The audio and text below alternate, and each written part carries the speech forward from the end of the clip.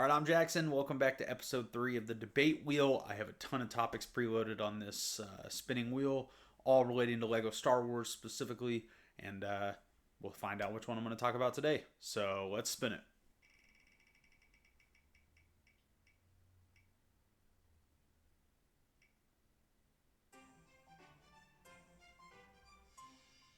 Great topic. Is collecting hurting the hobby?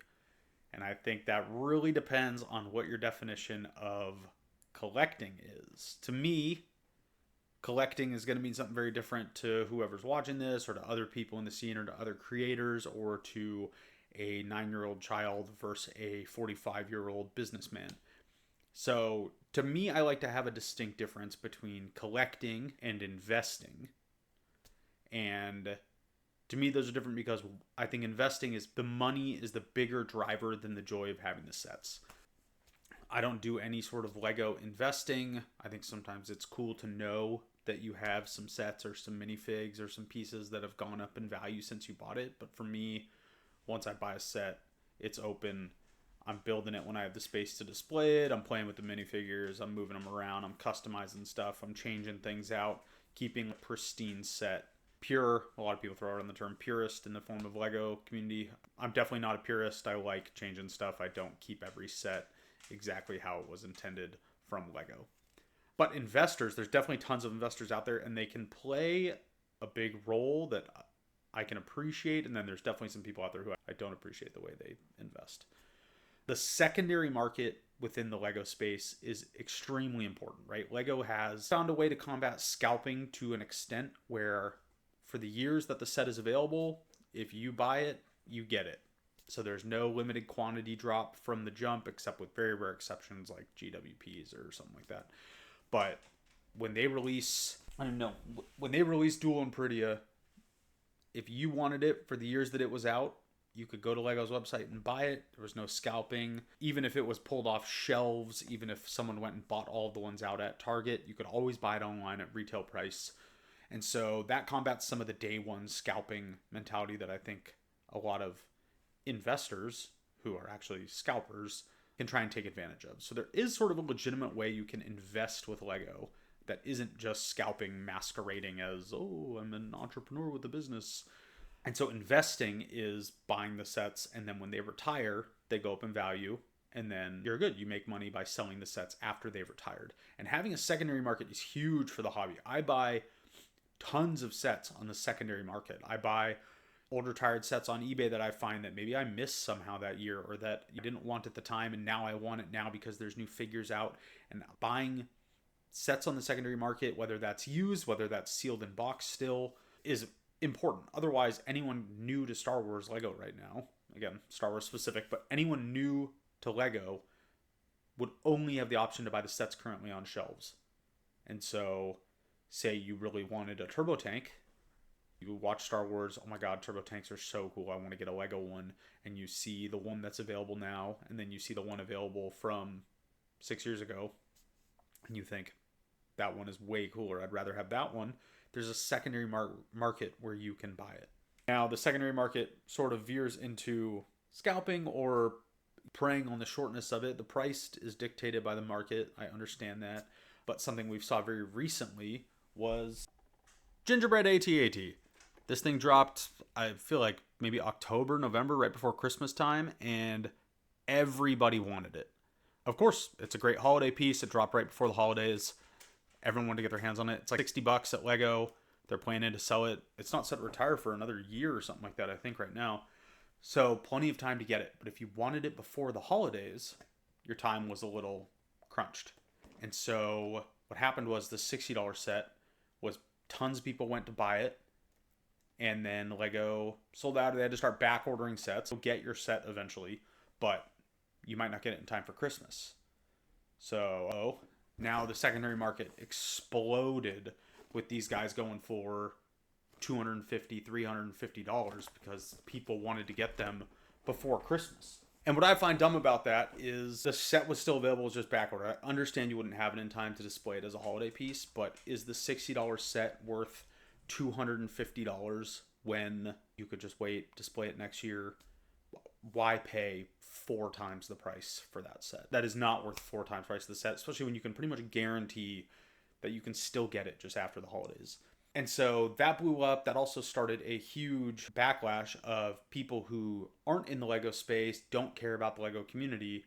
We're seeing, oh, there's a set that's out right now that you can instantly sell online for 4 times the price. Let's do that. And so people started flooding Lego stores everywhere, trying to bring in their friends, trying to get multiple copies of the sets. Now Lego stores were being sold out. They were only available in the secondary market.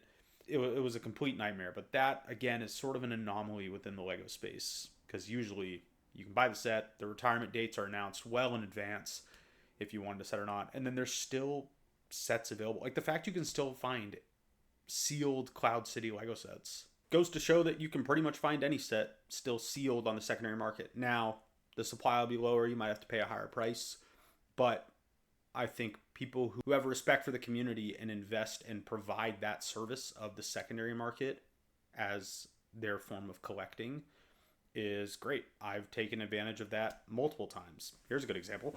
I'm not a big collect sealed Lego guy. I open every set I get with extreme rare exception. This is one of the extreme rare exceptions.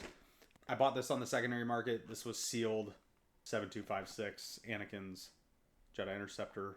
I bought this for a very specific reason. I bought a protective case for it. I'm having Hayden Christensen sign this when I meet him soon. So that's why I wanted to get it. I thought it'd be a really cool thing to have in my collection. But you can buy the set to build for pretty cheap online. And so was it worth paying whatever I paid, $250 for this sealed? For me, for sure. It's going to be a very cool statement piece in my collection. I have no plans on selling it. I'm going to get it signed. I think just having the sealed box versus getting a $40 empty box is just a cooler thing for me to have and display. So with very rare exceptions like that, I open all of these boxes and build all of these sets.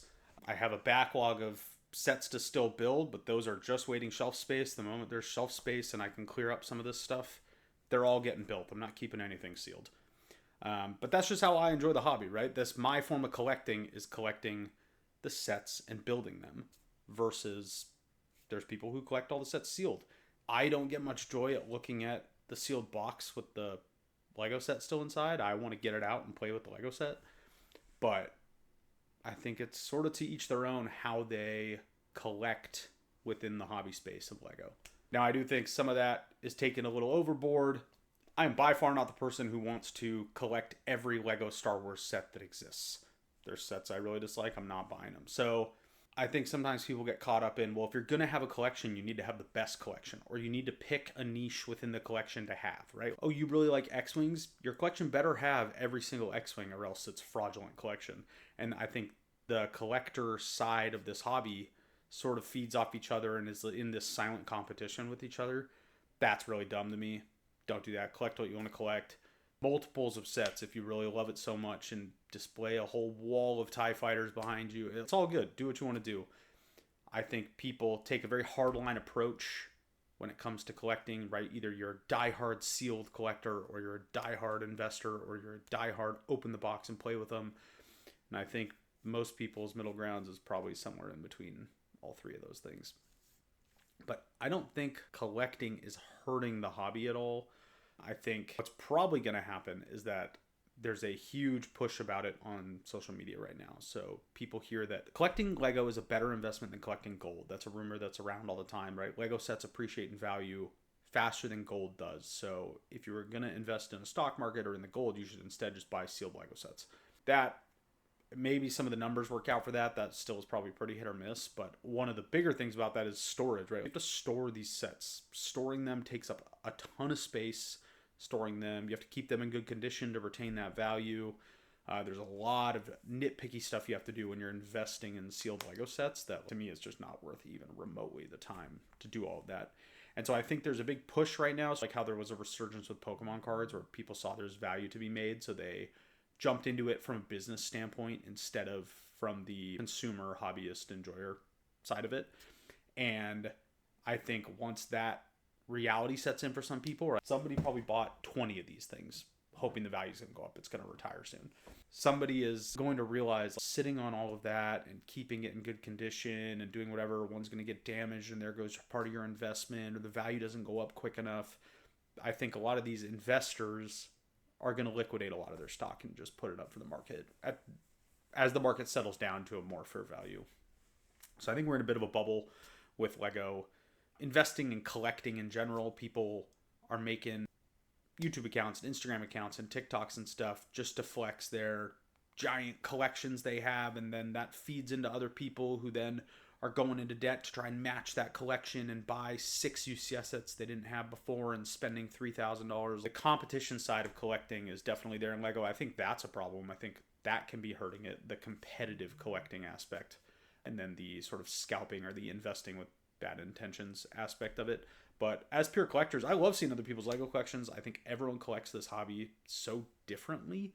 There's people who display every set exactly how it needs to be. There's people who combine the sets into giant mocks. There's people who customize stuff and rip them apart. There's people who only collect the minifigs and jumble all the other pieces together in a bin. I think this hobby offers a huge variety to how you can collect. There's no real wrong way to do it. And I like that. So I don't think collecting is hurting the hobby. I think the competitive collecting is hurting the hobby. And I think scalping is hurting the hobby, even though scalping isn't a major issue as far as I'm aware of. As a collector, definitely collect your Lego. My personal take is definitely open your boxes and play with your Lego. You're not around on this planet forever. Enjoy the stuff you want to enjoy. Enjoy the sets, get your hands on them, play around with them. You can always sell them used later if you need to liquidate some space and get some of your money back. But as a consumer collector who is not going to jump into any sort of the sales aspect, I think that is the most fun way to do this. So let me know your thoughts if you are agreeing or not agreeing that collectors are sort of ruining the hobby right now. And I'd love to hear some differing opinions or some stuff you think I forgot to mention. Let me know in the comments, and I'll see you guys on the next one. Bye.